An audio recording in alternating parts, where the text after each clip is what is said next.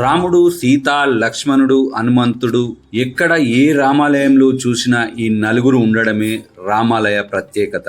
ఇక రామాయణంలోని ఘట్టాన్ని పరిశీలిస్తే జననం మొదలుకొని పట్టాభిషేకం వరకు లక్ష్మణుడు రాముణ్ణి విడిచి ఉండలేదన్నది చరిత్ర చెప్తుంది. ఇంతకాలం మనందరికీ తెలుసు. కానీ భారతదేశంలో అతి పురాతనమైన లక్ష్మణుడు లేని ఏకైక రామాలయం ఇందల్వాయిలో ఉందని ఆలయ ప్రధాన అర్చకులు రాజ్ గోపాల్ తెలిపారు. ఇది నిజామాబాద్ జిల్లాలో అతి ప్రాచీనమైనటువంటి జాతీయ రహదారులకి దగ్గరలో ఉన్నటువంటి ఇందల్వాయి మండలంలో ఉన్నటువంటి లక్ష్మణుడు లేని భారతదేశంలో ఏకైక రామాలయం ఇది.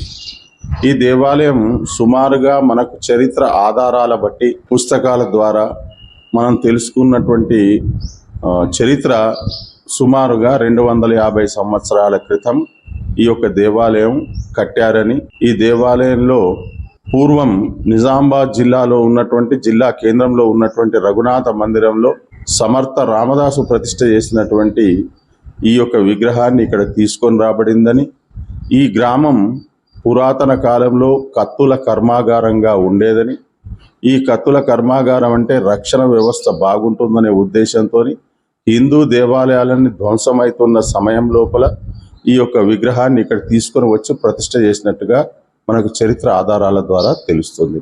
ఈ ఆలయం సుమారు 250 ఏళ్ల క్రితం నిర్మించింది.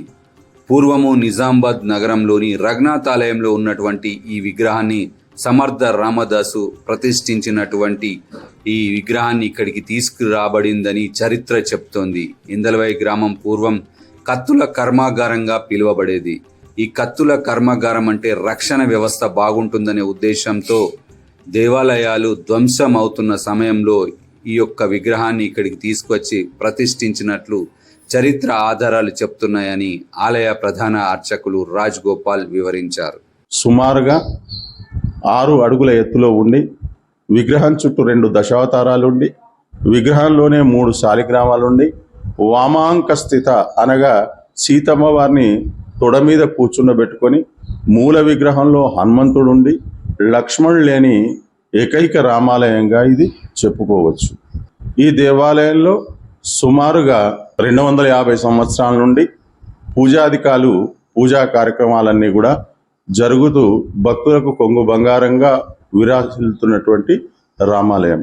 ప్రతి దేవాలయంలో కర్కాటక లగ్నంలో రాముడు జన్మించి కళ్యాణ కార్యక్రమాలన్నీ కూడా భద్రాచలాది క్షేత్రాలన్నీ కూడా 11:30కే వివాహ కార్యక్రమాలు చేస్తుంటారు. కానీ ఈ దేవాలయంలో మాత్రం 11:30కు కర్కాటక లగ్నంలో ఏదైతే రాముడు జన్మించాడో జనన కార్యక్రమాలన్నీ చేస్తూ సాయంకాలం గోధూలి వేళ ఈ యొక్క కళ్యాణ కార్యక్రమాలను నిర్వహిస్తుంటారు. సురవరం ప్రతాప్ రెడ్డి గారు ఆంధ్రుల తెలంగాణ సాంఘిక చరిత్ర లోపల ఆయన పేర్కొన్నటువంటి విషయం ఏమంటే, ఇది నిజాం నవాబుల దాటికి తట్టుకొని బురద లోపల కమలం వలె వికసిస్తున్నటువంటి ఏకైక రామాలయం అని, అదేవిధంగా ఈ దేవాలయం చుట్టూ సుమారుగా 100 వైష్ణవ కుటుంబాలు ఉండేవని, వారందరూ కూడా నిత్య ఆరాధనతో విరాజిల్లుతూ ఉండేవారని, ఇక్కడ అతి పెద్దనైనటువంటి వంటశాల సుమారుగా ఒక 5,000 మందికి వంట చేసేటట్టుగా ఉండేదని ఇప్పుడు కూడా ఆనవాళ్లు మనకు కనబడుతుంటాయి. కానీ దేవాలయం శిథిలావస్థకు, అంటే అక్కడ ఉన్నటువంటి గదులన్నీ కూడా భక్తుల కోసము, పనివాళ్ల కోసము ప్రతి సంవత్సరం కూడా కొత్త రథాన్ని నిర్మించేవారని, ఇప్పుడు ఆ పద్ధతులన్నీ కూడా తీసేసి ఆర్థిక భారంతో జాతర కార్యక్రమాలను గ్రామస్తులు నిర్వహించుకుంటుంటారు.